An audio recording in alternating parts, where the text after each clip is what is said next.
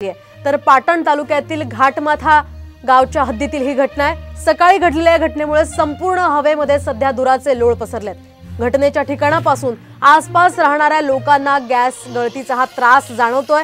अग्निशमन दलाची वाहनं सध्या घटनास्थळी दाखल झाली आहेत आणि घाटमाथा इथल्या पोलीस चौकीमध्ये या घटनेची नोंद करण्यात आली आहे। सध्या या ठिकाणी अग्निशमन दलाकडून हे धुराचे लोळ कमी करण्याचा प्रयत्न करण्यात येतोय। या संदर्भात आपण अधिक माहिती जाणून घेऊयात आमचे प्रतिनिधी संभाजी थोरात यांच्याकडून। संभाजी, काय अधिकचे अपडेट सध्या मिळतात?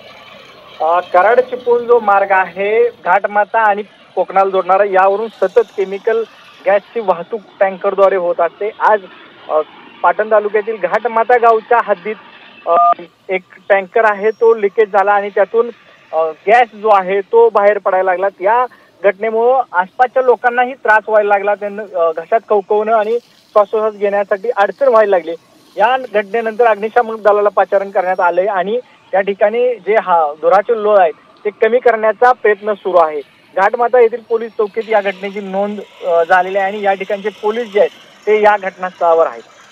धन्यवाद संभाजी दिलेल्या या सविस्तर माहितीसाठी। तर या गॅस गळतीमुळे इथल्या स्थानिकांना प्रचंड त्रास होतोय आणि यावर उपाययोजना करण्याची मागणी सुद्धा स्थानिक नागरिकांनी केलेली आहे। कराडजवळ केमिकलच्या या टँकरमधून गळती झाली आहे आणि त्यामुळे संपूर्ण परिसरामध्ये आपण पाहू शकतो या दृश्यांच्या माध्यमातून संपूर्ण परिसर हा आपल्याला धुसर पाहायला मिळतोय। हे सगळे केमिकलचे धूर आहे आणि त्यामुळेच सध्या इथल्या नागरिकांना याचा त्रास होतोय। त्यामुळे लवकरात लवकर ही समस्या दूर करावी अशी मागणी हे स्थानिक करतात।